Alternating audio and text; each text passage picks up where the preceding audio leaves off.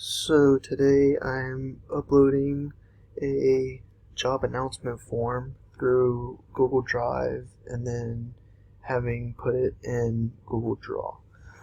So first things first is you first find your job announcement, which I found on LinkedIn, and then you want to go to your Google Drive, and then next you will click on New, and you go down to the More tab, and then you click on Google Drawings, and it'll bring you to a blank page right here, which I just went ahead and uploaded this job application of a head softball coach.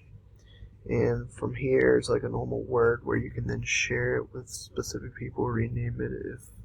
you want, edit it in any way, shape, or form, change the fonts and whatnot,